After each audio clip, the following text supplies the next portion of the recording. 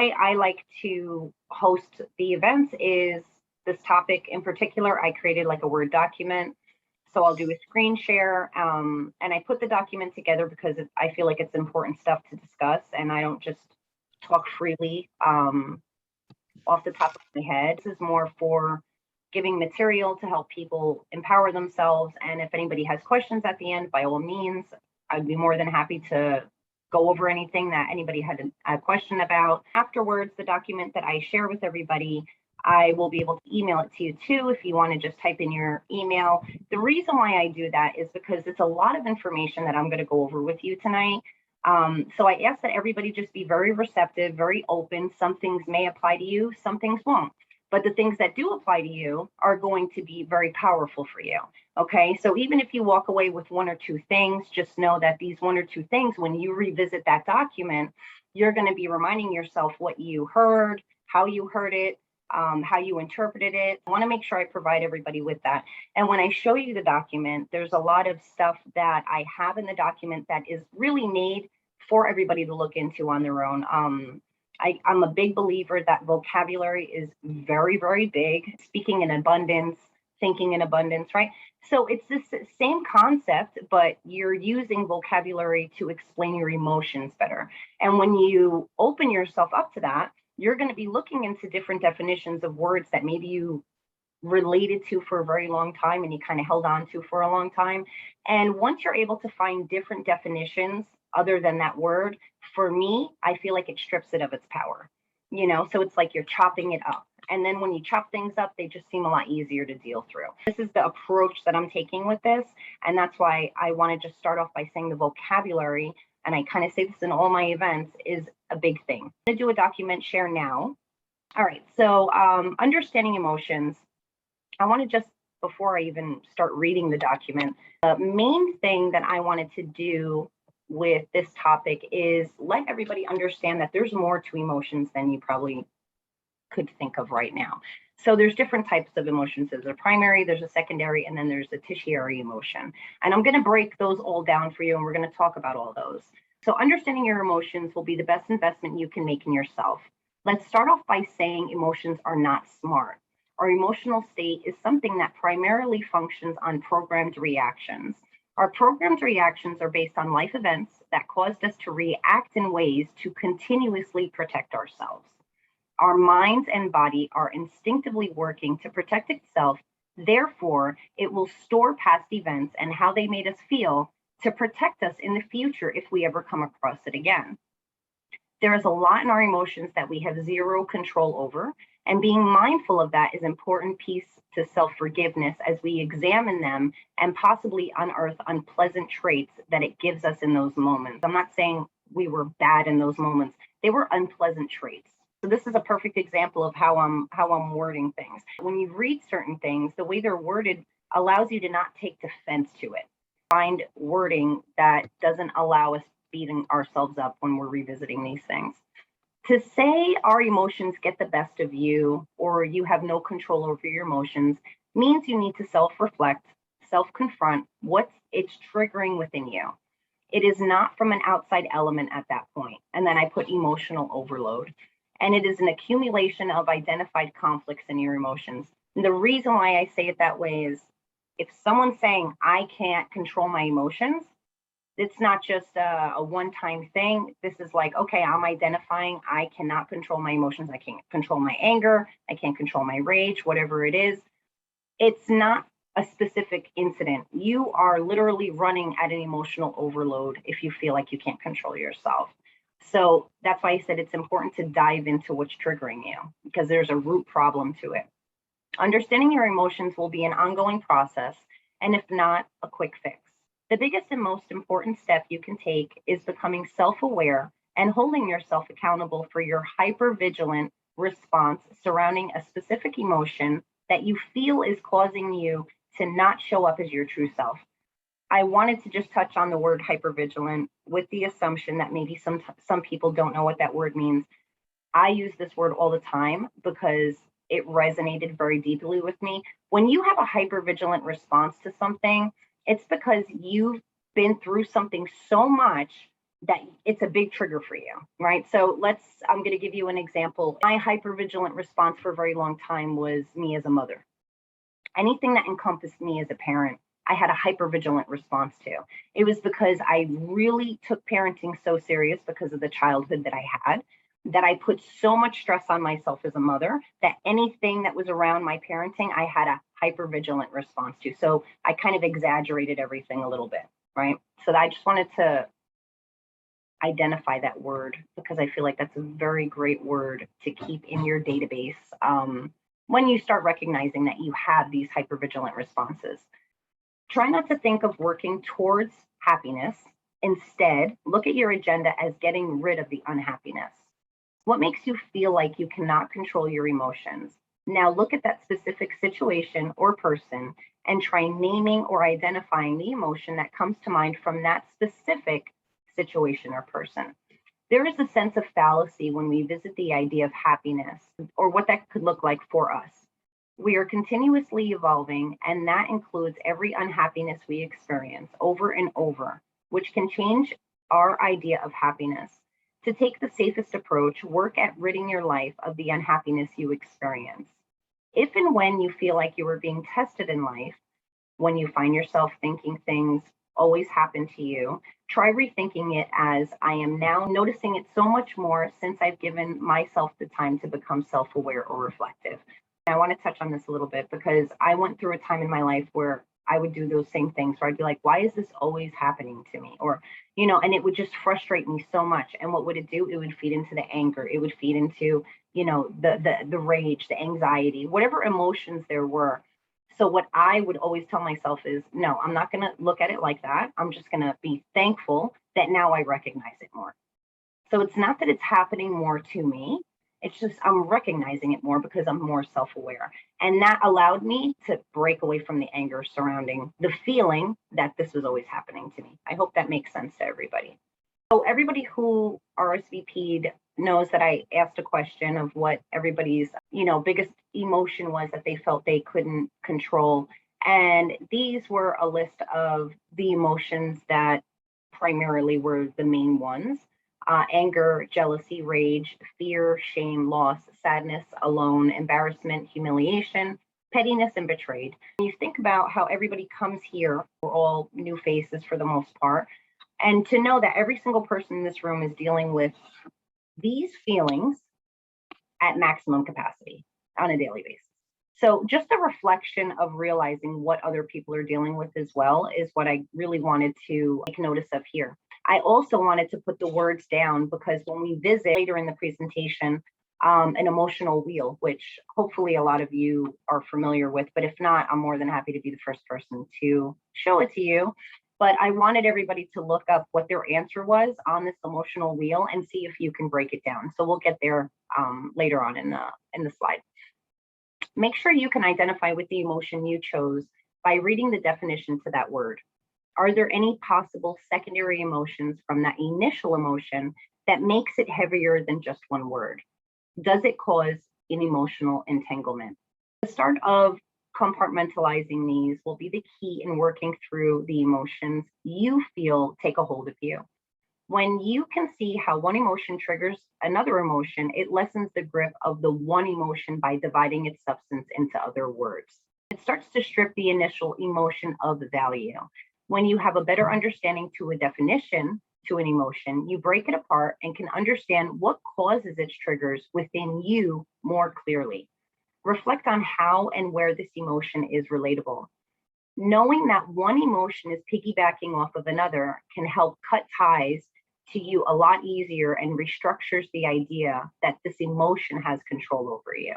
Sometimes when we're going through things, we'll feel a bunch of different emotions, but just stopping and saying, you know what, I'm only feeling this way because I'm feeling this way. And that one's piggybacking off of the other one. That's where I was going with that. So just knowing that one of them is contingent on another one should lessen it for you, right? So it's all about identifying this and being self-aware. If you can, try catching yourself when you are overwhelmed in, and then you would insert whatever that is, and tell yourself, giving up is the easiest thing I can do right now. And then I put repeat multiple times because it's probably necessary. stressing each word, the more you feel the need to repeat the sentence. And the reason why I say this is because if someone's experiencing anger, and if you're able to catch yourself in that very moment where you feel like you are so enraged and telling yourself giving up is the easiest thing I can do right now, because knowing that when you feed into that emotion, you're giving up, right? You're a self-aware person. You showed up here. I'm sure that this isn't the first time that everybody that's here has tried understanding themselves. So every chance we give ourselves to understand ourselves, we're working on ourselves. So just remind yourself, giving up is the easiest thing I can do right now. And I believe that repeating these things in my mind multiple times helps me out, which is why I recommend it to other people. I didn't just recommend it because for no reason. It actually works for me. And then I put giving up in this sentence is applied to giving up on all the work you have put into yourself so far and all the times you were able to not get to this point. You are already doing it. You can continue doing it better and better the more you can catch it. Even if you catch it after the fact at first, don't be discouraged. It still allows you the opportunity to reflect on it after the emotional reactive state has diminished and learn a valuable lesson about your logical mind, right? I say that because I used to catch myself after the fact and then I would feel 5,000 times worse.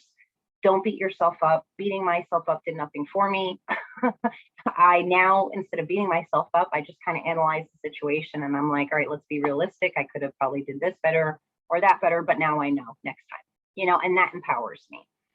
So here's where I'm going to go into the breakdown of emotions. What are primary emotions? Primary emotions are those that occur as a direct result of encountering some kind of cue. For example, if someone is late for a meeting that is scheduled, she may experience frustration or concern, right? So that's a primary emotion. It is based on an event, a cue. What is a secondary emotion? Secondary emotions are emotional reactions we have to other emotions. For example, a person may feel ashamed as a result of becoming anxious or sad. In this case, anxiety would be the primary emotion, while shame would be the secondary emotion. Because people with PTSD often experience uncomfortable emotions such as anger, anxiety, fear, they are particularly at risk of experiencing secondary emotions. I'm going to just mention, maybe people have heard me say this before, PTSD is not only for combat. PTSD, in my opinion, I feel like anybody walking this earth as an adult has suffered PTSD at some point in time in their life. There are degrees to the PTSD because, again, I'm just a believer in that. We go through so many things in life. I don't know how people can walk through life without PTSD. Understanding that when you suffer with PTSD, you will have a lot of secondary emotions. And then I went into what differentiates a primary from a secondary emotion. Primary emotions are fairly simple to understand. They are your reactions to external events, the things around you. A secondary emotion is when you feel something about the feeling itself. It's a deeper dive into the first primary emotion.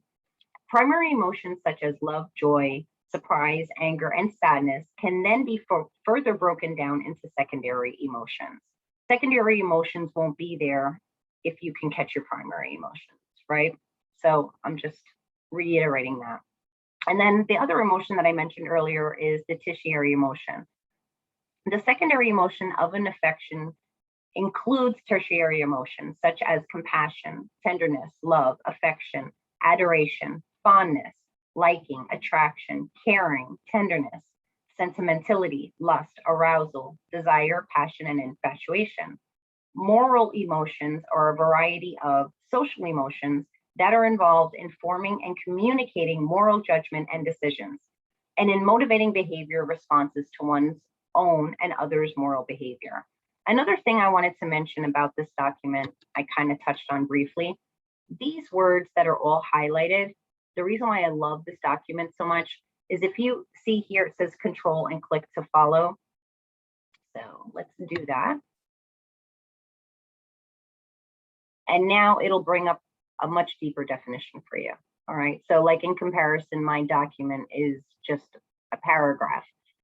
But again, I want to supply everybody with the information that can help them the most. So with all of these, you can do the same thing. It'll give you a hyperlink and you can read up on these things on your own. Social emotions are emotions that depend upon the thought, feelings, or actions of other people, as experienced, recalled, anticipated, or imagined at first hand. Examples are embarrassment, guilt, shame, jealousy, envy, elevation, empathy, and pride. In contrast, basic emotions such as happiness and sadness only require the awareness of one's own physical state. Therefore, the development of social emotions is tightly linked with the development of social cognition. Again, you would look it up, understand it a little more. Briefly, it's the ability to imagine other people's mental states, which generally develops in adolescence. Studies have found that children as young as 2 to 3 years old can express emotions resembling guilt and remorse. However, while 5-year-old children are able to imagine situations in which basic emotions would be felt, the ability to describe situations in which social emotions might be experienced does not appear until 7 years of age. The reason why I wanted to include all of this with this child age bracket is because when we are revisiting our emotions, most times when we find ourselves so emotionally unstable, it's because of our childhood, right?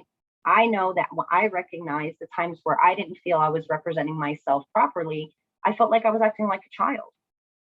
And then part of my healing, part of my understanding my emotions was the understanding that as a child, I wasn't given the proper tools to understand all the trauma I had went through. So I had experienced a lot of traumatic events, and they were times where I'm sure my brain shut down and had to go into a survival kind of state just to make it through the actual event. Now, when these things happen, our emotions are affected. We have a trained way of thinking, which is what I mentioned earlier in the document. Understanding that when we go through life, our brain's job is to perceive what's happening, store it in our mind, and prepare us for the next time that we're encountered with this. So if you're always around abuse, toxic, dysfunction, this is what your mind was used to filtering through your life.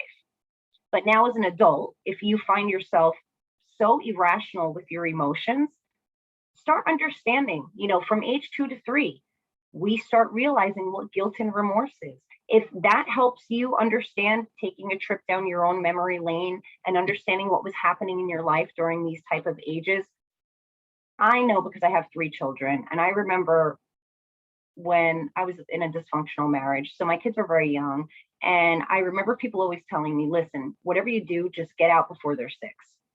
Because once that age of 6 kicks, they're going to be so stuck in their ways with what they're processing around them.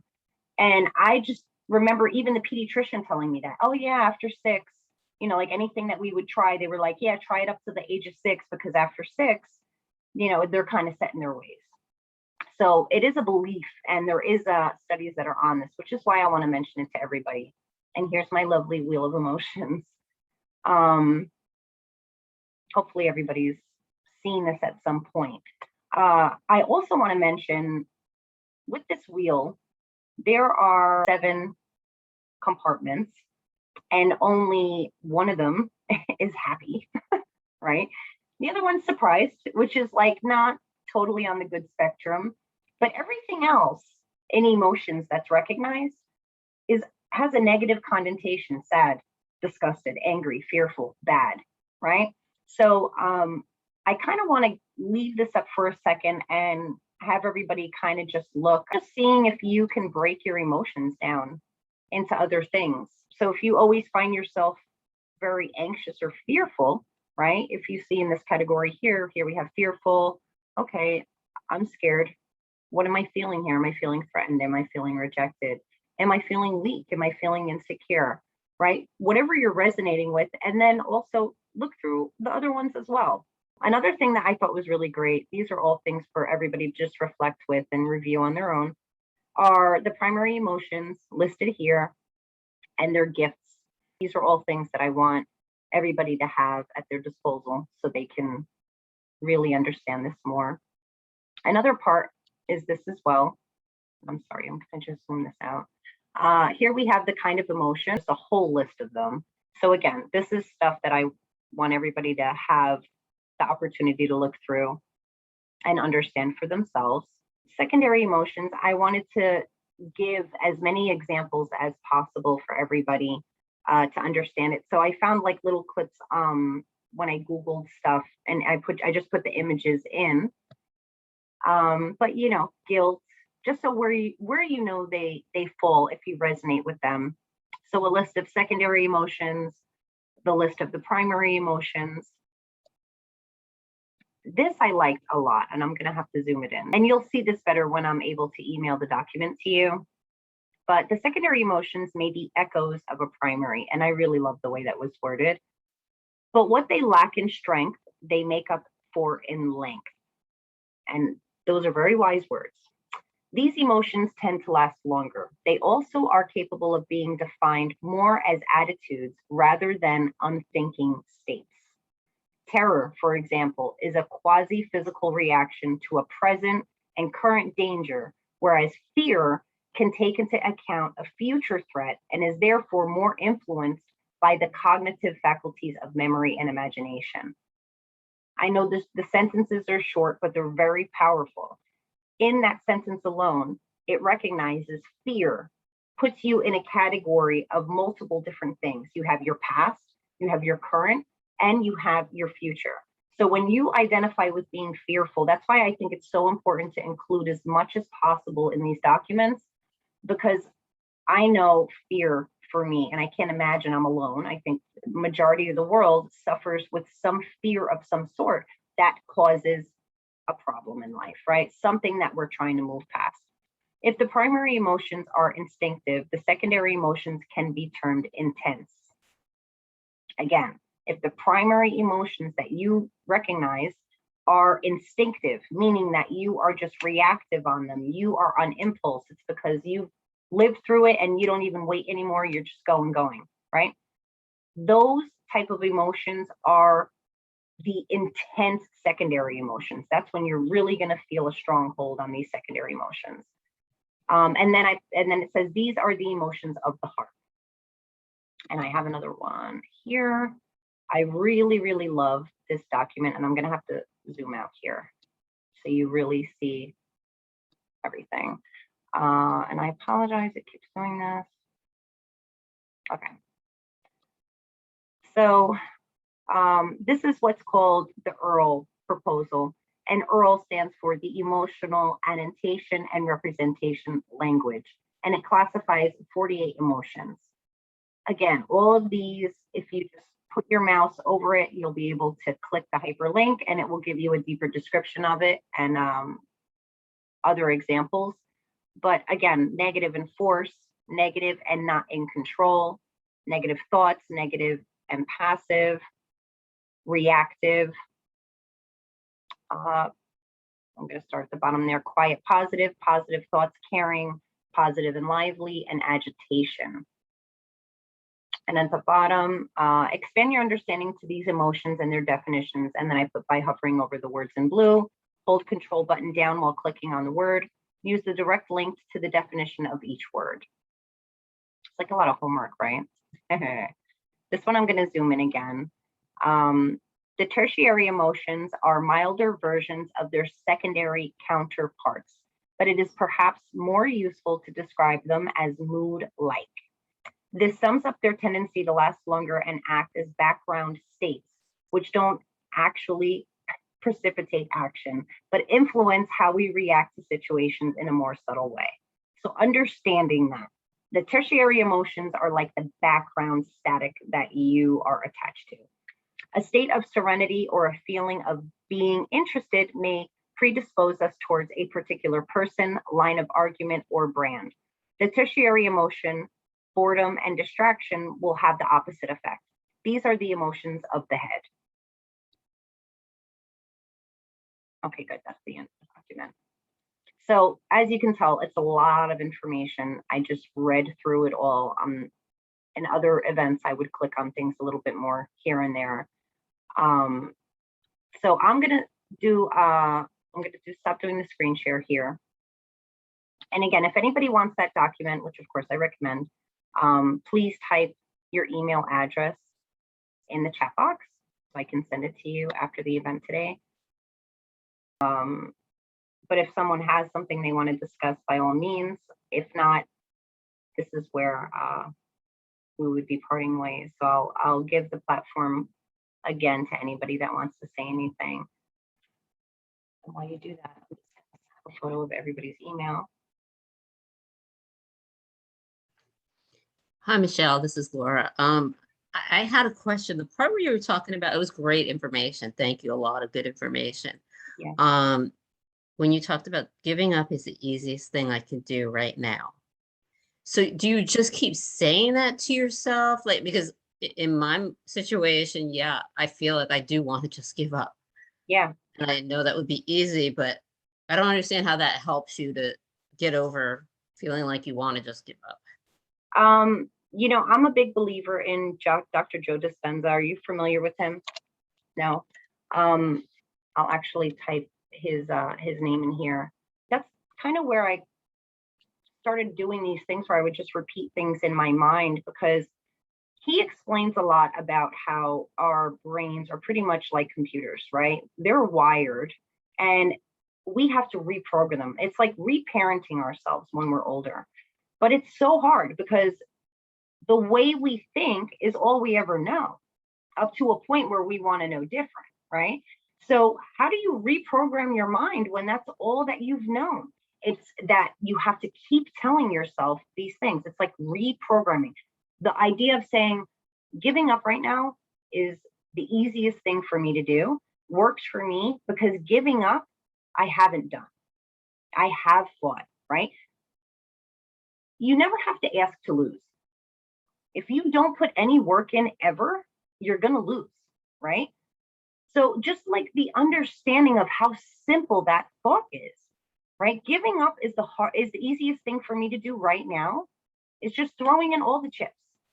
And if I do it now, I could have just done it 50,000 other times before, right? So it's just honoring yourself, knowing that all that work that you've put in is not worth whatever it is you're presented with in that very moment, to say, you know what, giving up would be the easiest thing to do right now in this situation, in whatever it is, right? It could be arguing with someone, or, you know, anything that was going to take you out of your character. And that's another thing that I'm big on. There's so many levels to these type of things, I'm sure you all know. But one of the things that I found so eye-opening for myself was, one time someone said to me, if you had to define your character, what would it be? And I was like, interesting. And so like, say the person doesn't even know you, right? What would you choose to say is your character? How would you define your character? Because at that point, you're in charge. So even if you haven't engulfed that person yet, you still have the right to say, well, that's my character and that's what I'm going to hold myself up to. You know, so even little things like that, just understanding what is character. You know, what do we find as a character of our own? The things that make us step out of our character are those things, right? So identifying what is your character? What do I want to hold myself up to? What standard do I want to hold myself up to?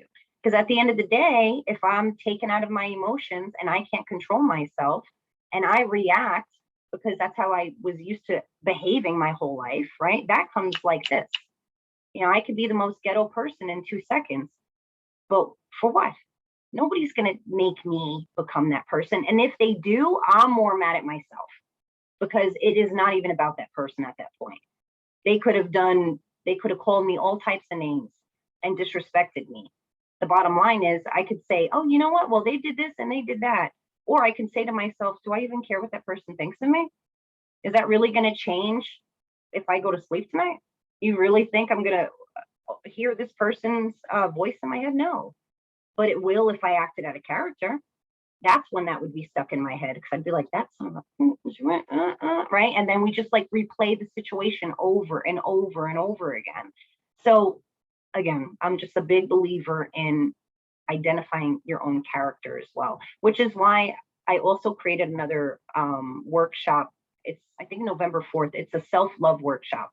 And I wanted to do that because, you know, everybody's different. And one of the main components about changing, accepting change is our self-love. So when we're damaged, when we're angry, right? If we really want to think about it, the type of things that get us mad all the time, if we really want to dive into it, at some point, some way, we feel disrespected. We feel like someone either didn't think enough of us, or, but if you just don't even care about what people think, you don't get triggered anymore. I was so reactive to so much because I had no control over my emotions. So the littlest of things would set me off. Someone cutting me off, someone just walking in front of me in line, and I'm like, are you freaking kidding me? You don't see me? Of course they saw me, but now I'm just like, whatever. Anybody that's that ignorant to walk in front of me, it's all yours. Because am I going to argue with an ignorant person? I'm not. So it's like I'm holding myself up to a higher standard. I'm not entertaining that stuff, right? So it's just a mixture of all these things: the self-love, the self-trust.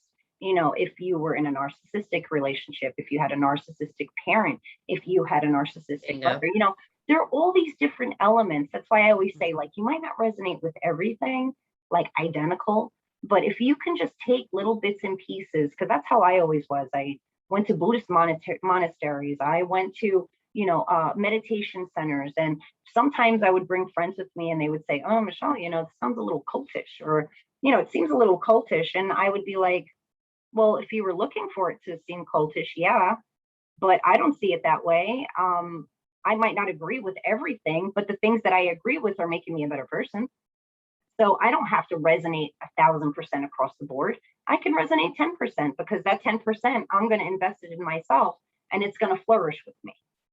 So it's like that type of mentality. Some people are just always looking to fit things in an agenda or fit things in compartments. And that's why I want to make sure people have the awareness to not do those things.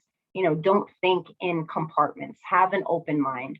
Don't take offense to things that you might resonate with and get offended. It's very eye-opening, all the things that you can learn, and I have another event that I host,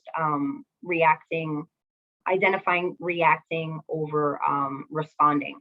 So a response is something that you're logical about. You took the time to understand and you're confident in yourself. It's not taking you outside of your element. But when you're reacting, you have no control over anything. It's a reaction. It is secondary. It is happening in the moment.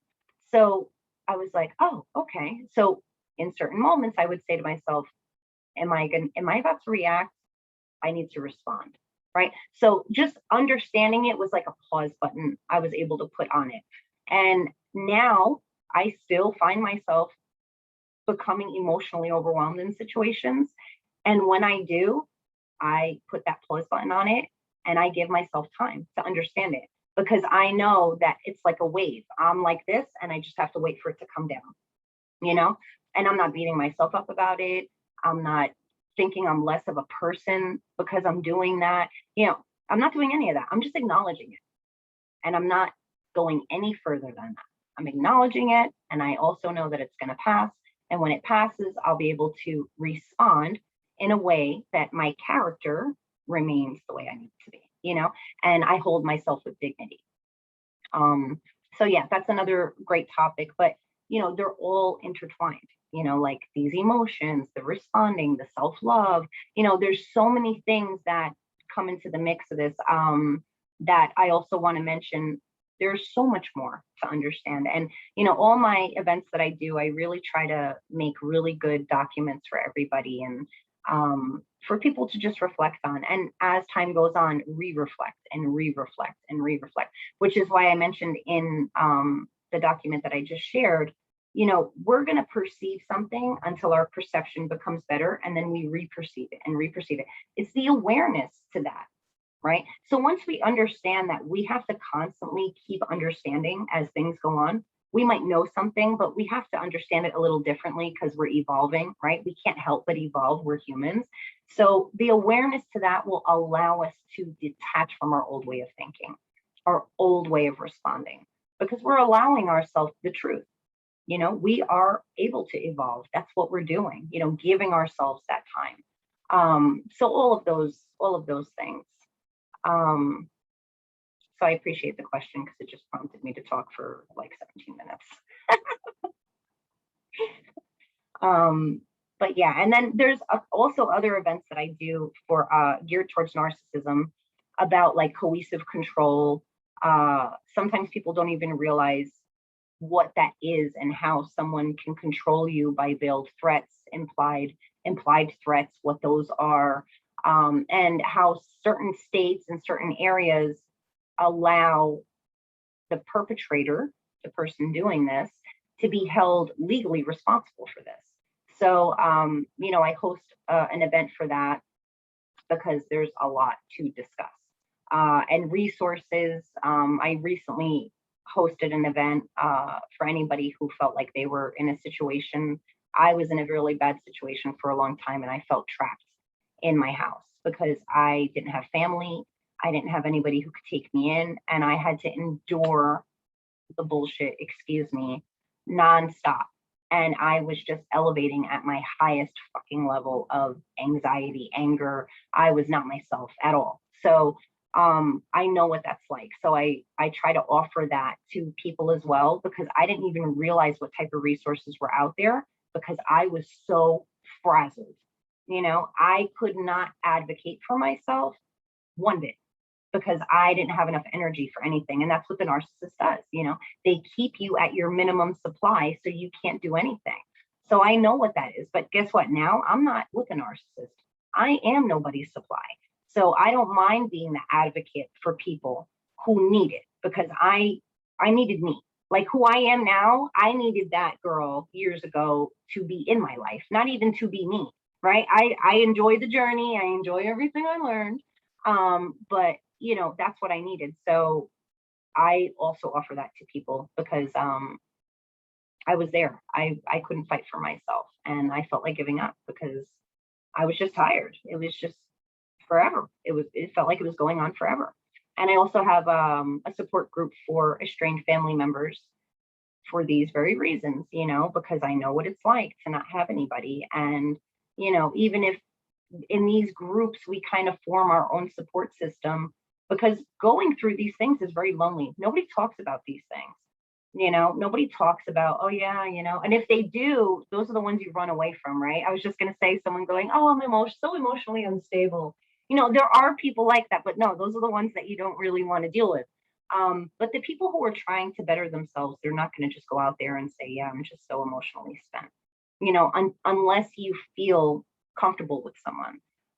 So I don't mind being that person that helps everybody out. So, you know, again, if anybody in this room knows of anybody who can benefit from anything that I offer, I ask that you know, give the information out to them. There are people who attend these Zoom meets that aren't through Meetup. I do have people that aren't on Meetup that I send the link to privately that will join these groups as well. So it doesn't have to technically be through Meetup for me to help someone in any way. So yeah, does anybody have anything else that they wanted to talk about?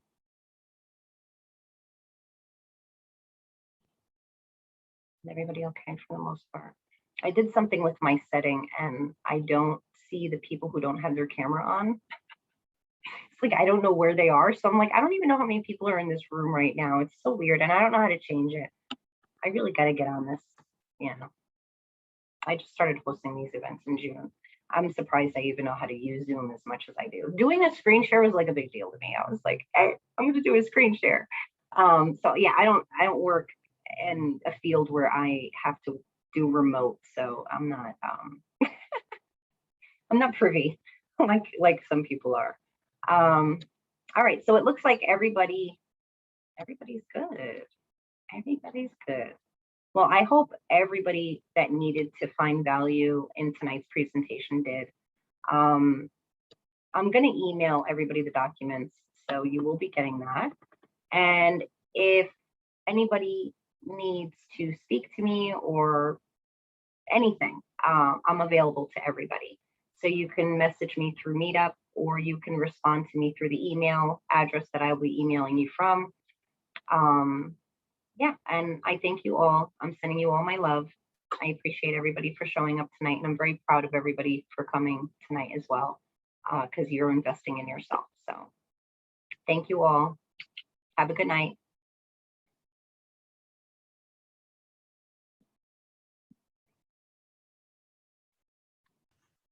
Thank you so much. Thank you. Good night.